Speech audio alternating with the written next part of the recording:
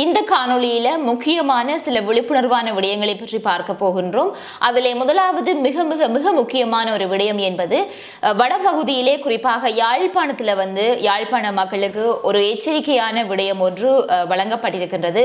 குறிப்பாக சொல்ல போனால் இதை நீங்கள் இலகுவான விடயம் அல்லது இதனை பற்றி நாங்கள் கண்டுகொள்ள தேவையில்லை அப்படின்னு சொல்லி போட்டு தட்டிவிட்டு செல்ல முடியாது. காரணம் 3 பேராக இருந்த உயிரிழப்புகள் தற்பொழுது 5 அதிகரித்திருக்கின்றது. அதே சமயம் குறிப்பிட்ட அந்த நோயினால பாதிக்கப்பட்டு வைத்தியசாலையில் அனுமதிக்கப்பட்டவர்களுடைய எண்ணிக்கையும் அதிகரித்திருக்கின்றது. ஆகவே இது தீவிரமாக வேகமாக இந்த நோய் பரவி கொண்டிருக்கிறதுனால அதுல இருந்து விழிப்பாகவும் எச்சரிக்கையாகவும் இருக்கும்படியாக மக்களுக்கு அறிவுறுத்தப்பட்டிருக்கின்றது. ஆகவே அது பற்றி இந்த காணொளியில் நாங்கள் விரிவாகவே பார்க்க போகின்றோம். அதனையும் விட நேற்றைய தினம் நான் பதிவிட்டிருந்தேன், அதாவது நிர்ணயிக்கப்பட்ட அரிசி விலை தொடர்பாக வர்த்தமானி வெளியாக இருக்கின்றது என்று சொல்லி, அதனையும் விட அதிகமாக ஒருவேளை யாராவது விற்பனை செய்தால் அவர்களுக்கு எதிராக சட்ட நடவடிக்கை எடுக்கப்படும் அப்படின்னு சொல்லியும், ஆகவே அது தொடர்பாக பாத்தீங்கன்னு சொன்னால் தற்பொழுது 50 பேருக்கு மேற்பட்ட நபர்களுக்கு சட்ட நடவடிக்கை எடுக்கப்பட்டிருக்கின்றது. ஆகவே அது பற்றி நாங்கள் பார்க்க போகின்றோம்.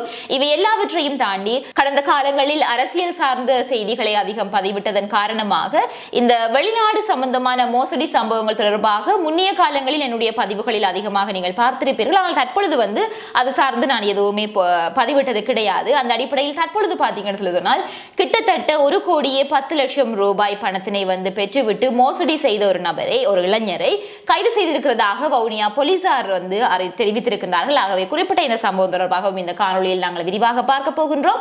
வணக்கம், நான் உங்கள் சங்கவி.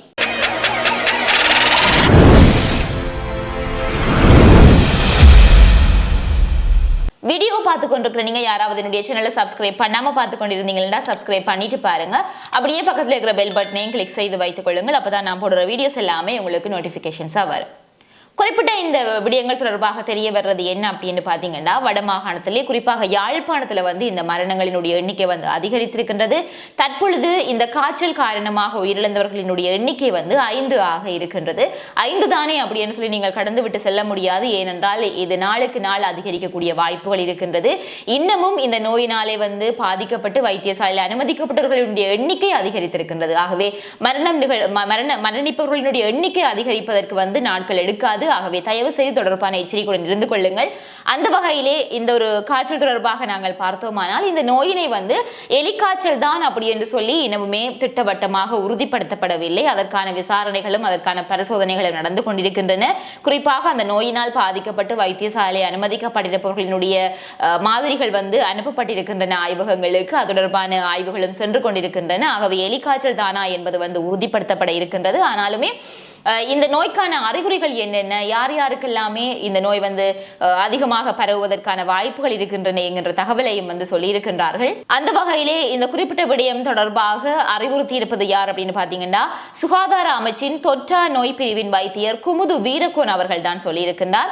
ஆகவே இது தொடர்பாக அவர் இன்றைய தினம் நடைபெற்ற ஊடகவியலாளர் சந்திப்பில் தான் அவர் மொழி விவரங்களையுமே குறிப்பிட்டிருக்கின்றார். அவர் அந்த ஊடக சந்திப்பிலே குறிப்பிடுகின்ற பொழுது 2023ஆம் ஆண்டை பொறுத்த வரைக்கும் 9,000 எலிக்காய்ச்சலால் பாதிக்கப்பட்ட நோயாளர்கள் பதிவாகி இருந்ததாகவும் அதிலே 200 நோயாளர்கள் உயிரிழந்திருந்ததாகவும் அந்த 9,000 பேரையும் விட இந்த வருடம் என்பது இன்னும் அதிகமான நோயாளர்கள் எலிக்காய்ச்சலால் பாதிக்கப்பட்ட நோயாளர்களாக பதிவாகி இருக்கிறதாகவும் அவர் அந்த இடத்திலே குறிப்பிட்டிருக்கின்றார். அதே சமயம் இந்த நோயினால பாதிக்கப்படக்கூடியவர்கள், அதிகம் பாதிக்கப்படக்கூடியவர்கள் அப்படின்னு சொல்லி பார்த்தோமானால் பயிர்ச்செய்கை நடவடிக்கைகளில் ஈடுபடும் விவசாயிகள், வெள்ளத்தால் பாதிக்கப்பட்டவர்கள், நெல் வயல் மற்றும் நீர் தொடர்பான பிற கடமைகளில் அடிக்கடி ஈடுபடுபவர்கள், சுரங்கம் தொடர்பான பணிகளில் ஈடுபடுபவர்கள் இந்த நோயினால அதிகம் பாதிக்கப்படுவதற்கான வாய்ப்புகள் இருக்கிறதாகவும், இந்த நோயினுடைய அறிகுறிகள் அப்படின்னு சொல்லி பார்த்தோமானால் வாந்தி, தலைவலி, உடல் பலவீனம், சிறுநீரில் இரத்தம், சிறுநீரின் வெளியீடு குறைதல் ஆகியவற்றுடன் அதிக காய்ச்சல் மற்றும் கடுமையான தசைவலி,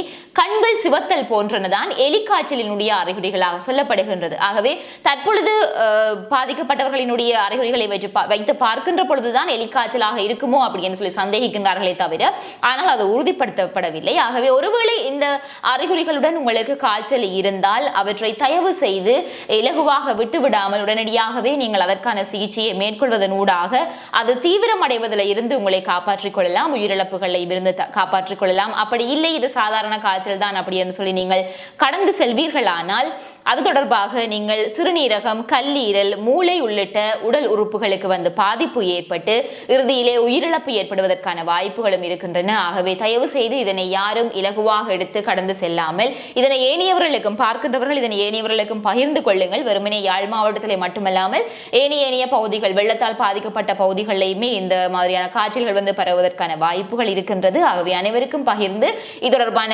விடயங்களில் வந்து எச்சரிக்கையாக இருக்கும்படியாக அவர்களையும் வந்து அறிவுறுத்துங்கள் அப்படின்னு சொல்லி இந்த இடத்துல நாங்கள் கேட்டுக்கொள்கின்றேன்.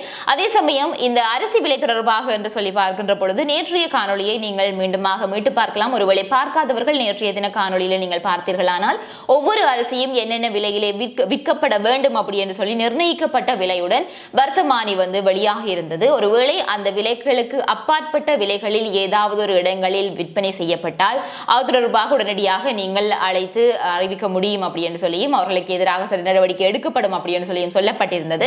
அந்த நிலைமையில நேற்றைய தினம் மேற்கொள்ளப்பட்ட விசாரணைகளின் அடிப்படையில் 50 கடைகளுக்கு எதிராக நடவடிக்கை எடுக்கப்பட்டிருக்கிறதாக நுகர்வோர் அதிகார சபை வந்து தெரிவித்திருக்கின்றது. அதே சமயம் ஒருவேளை இந்த கட்டுப்பாட்டு விலைக்கு அப்பால் விற்பனை செய்பவர்களை வந்து இன்றைய தினத்தில இருந்து அவர்களை கைது செய்து அவர்களுக்கான நடவடிக்கைகள் எடுக்கிற தொடர்பாக அனைத்துமே விஸ்தரிக்கப்பட இருக்கிறதாகவும் சொல்லப்பட்டிருக்கின்றது. ஆகவே தயவு செய்து நீங்கள் செல்லுகின்ற கடைகளிலே ஒருவேளை அந்த கட்டுப்பாட்டு விலைகளை தாண்டிய விலைகளில் சொன்னால் உடனடியாக அது தொடர்பாக நீங்கள் அவர்களிடம் வினவலாம். இல்லை என்றால் உரிய தரப்பினருக்கு தொலைபேசி அழைப்படுத்த சொல்வதன் ஊடாக அதற்கான நடவடிக்கைகளும் மேற்கொள்ளப்படும். அது தொடர்பான விவரங்களை நான் நேற்றைய காணொலியிலே நான் குறிப்பிட்டிருக்கின்றேன். ஆகவே அதிலே நீங்கள் சென்று பார்த்து அந்த விவரங்களை பெற்றுக்கொள்ளலாம். இந்த 2 செய்திகளையும் தாண்டி இந்த 3வது விடயம் என்று பார்த்தோமானால் கனடாவில் இருக்கக்கூடிய ஒரு வர்த்தக நிலையத்துக்கு வந்து வேலைக்கு அனுப்புவதாக கூறி கிட்டத்தட்ட 16 பேரிடம் இருந்து பணத்தினை பெற்று மொத்தமாக 1,10,00,000 ரூபாய் பணத்தை ஒரு இளைஞர் ஒருவர் பெற்று மோசடி செய்திருக்கின்றார். ஒவ்வொருவரிடம் இருந்தும் 5 லட்சம் தொடக்கம் 10 லட்சம் ரூபாய் வரையிலான பணத்தை அவர் பெற்றிருக்கின்றார். பெற்றுவிட்டு தான் அவர் சொல்லி எவ்வாறு வாங்கியிருக்கிறார் அப்படின்னு பாத்தீங்கன்னு சொல்லி சொன்னால், நீங்கள் முதல் கட்டமாக ஒரு தொகை பணத்தை தாருங்கள், மிகுதி தொகையை நீங்கள் அங்கு சென்று வேலை செய்து அந்த பணத்தினை நீங்கள் செலுத்திக் கொள்ளலாம் அப்படின்னு சொல்லி அவர் சொல்லதற்கிணங்க அவர்களும் வந்து அந்த தொகையினை வந்து கொடுத்திருக்கின்றார்கள். இப்படி ஒவ்வொருத்தராக கொடுத்து மொத்தமாக அவ்வளவு தொகையாக 1 கோடியாக அவரிடம் சென்றிருக்கின்றது. பின்னராக அவர் அந்த அவ்வளவு பணத்தை பெற்றுக்கொண்டாலும் கூட அது தொடர்பான எந்த ஒரு நடவடிக்கைகளையும் அவர்களை வெளிநாட்டுக்கு அனுப்புவதற்கான எந்த ஒரு நடவடிக்கைகளையும் எடுக்காத காரணத்தினால மொத்தமாக 16 பேர் வந்து பாத்தீங்கன்னு சொல்லி சொன்னால் வவுனியா போலீஸ் நிலையத்துல வந்து முறைப்பாடு செய்திருக்கின்றார்கள். இவர்கள் எல்லாருமே ஒரே இடத்தை சேர்ந்தவர்களா என்று சொல்லி சொன்னால் நிச்சயமாக இல்லை. வடக்கு மாகாணத்திலேயே வவுனியா, மன்னார், மாங்குளம், கிளிநொச்சி உட்பட பல்வேறு பகுதிகளில் வசித்து வந்தவர்களிடம் வந்து இவர் பணத்தினை வாங்கி ஏமாற்றி இருக்கின்றார். அதன் அடிப்படையில தான் அவர்கள் வந்து போலீஸ் நிலையத்திலே வந்து முறைப்பாடு செய்திருக்கின்றார்கள். அதன் பின்னர் அந்த நபரும் அந்த இளைஞரையும் வந்து போலீசார் கைது செய்திருக்கின்றார்கள். தற்பொழுது வந்து பாத்தீங்கன்னு சொல்லி சொன்னால் அவரிடம் மேற்கொள்ளப்பட்ட மேலதிக விசாரணைகளின் பின்னராக அந்த நபரை நீதிமன்றத்திலே முற்படுத்தி தற்பொழுது வந்து விளக்கமறியலில் அவர் வைக்கப்பட்டிருக்கின்றார். ஆகவே இந்த ஒரு விடயத்தை நான் இப்பொழுது உங்களுக்கு சொன்னது காரணம் என்ன அப்படின்னு சொல்லி சொன்னால், நிறைய தொடர்ச்சியாகவும் அரசியல் பதிவுகளையே நான் பதிவிட்டுக் கொண்டு வந்திருந்தேன். ஆகவே இந்த வெளிநாடு சார்ந்து மோசடி சம்பவங்களில் ஈடுபடுவது என்பது மீண்டுமாக அதிகரித்திருக்கின்றது. ஆகவே இது தொடர்பாக மக்கள் விழிப்புடன் இருக்க வேண்டும். யாரிடமும் உங்களுடைய பணங்களை கொடுத்து ஏமாறக்கூடாது என்கின்ற ஒரு விடயத்துக்காக இந்த ஒரு பதிவினை நான் உங்களுக்கு பதிவு செய்து போடுகின்றேன். ஆகவே இது தொடர்பான உங்களுடைய கருத்துக்களை பதிவிடுவது மட்டுமல்லாமல் இதிலே முக்கியமான சில விடயங்கள், எச்சரிக்கையான சில விடயங்கள், விழிப்புணர்வான சில விடயங்கள் இருக்கிற காரணத்தினால இதனை பார்த்துவிட்டு ஏனையவர்களுக்கும் பகிர்ந்து கொள்ளும்படியாகவும் நான் கேட்டுக்கொள்கின்றேன். இதே மாதிரியாக இன்னும் ஒரு பயனுள்ள காணொலியில் நான் உங்களை சந்திக்கிறேன்.